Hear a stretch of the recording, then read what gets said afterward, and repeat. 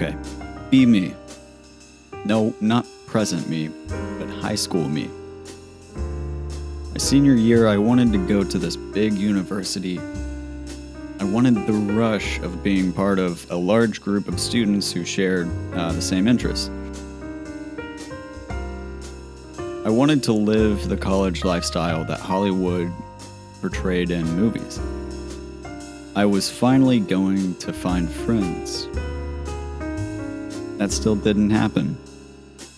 Anyway, so I went on a few college visits, and the idea of choosing a Big Ten school kind of started becoming intimidating to me. I don't think it was because of the large campuses or thousands of students, but rather I think that it was that I was fearful that I wouldn't be able to stand out amongst a crowd of like 50,000 students. And I think that there's a lot of merit behind this thought. So during my first year, I decided to go to a small college that had like an on-campus population of somewhere around 2,000 to 3,000 students. But I realized that I could create opportunities for myself. So I was able to network with provosts, the deans and professors, even the institution's president in ways that would take a lot more effort had I have gone to a larger university. As silly as it sounds, I wanted to leave my mark on the university, and if I went to a larger university, I may have just been another sardine in an aluminum can. So all inhibitions aside, being different is invaluable to me. I wanted to be a big fish in a smaller pond. Let's talk about that a little bit more.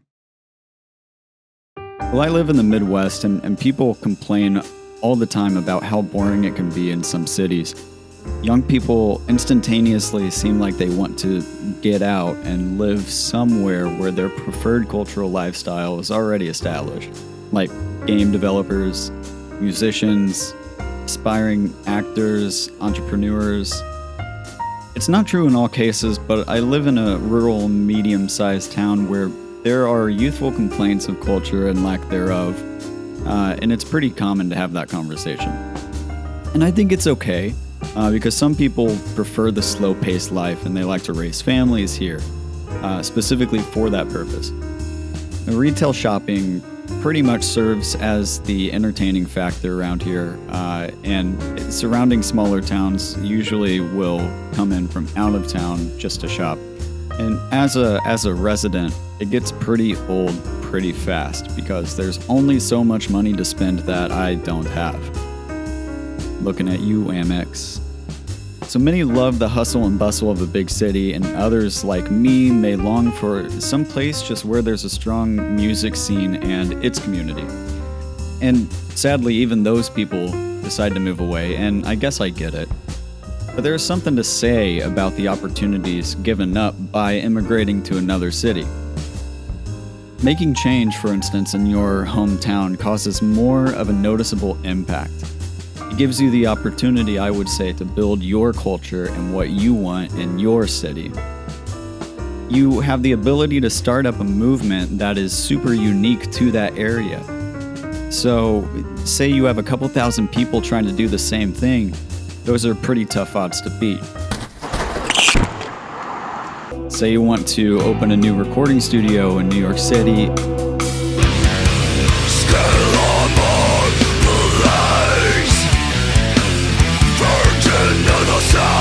It'd be the perfect place to attract musicians of all types, of course, but check out how many already exist. I mean, that's a lot, I guess. So you can be a diamond in the rough, you can be a big fish in a small pond, and you have the ability to make waves and shake things up right where you are. But slandering a city that you have the ability to change is just an insult to yourself and a judgment of your character to others.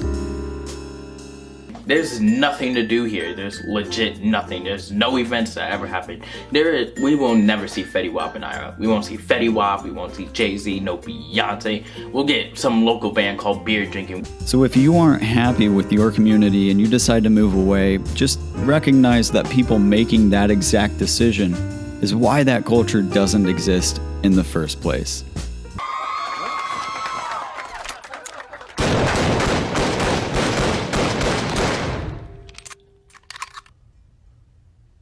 Who killed Hannibal?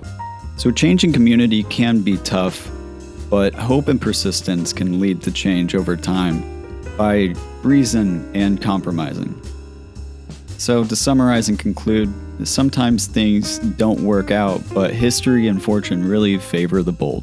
そこでもう少し頑張ってみろよ。ダメダメダメ諦めたら周りのことを思うよ。応援してる人たちのことを思ってみろって。あともうちょっとのところなんだから。俺だってこのマイナス10度のところしじみが取れるって頑張ってんだよ。絶対やってみろ。必ず目標達成できる。だからこそネバーギブアップ。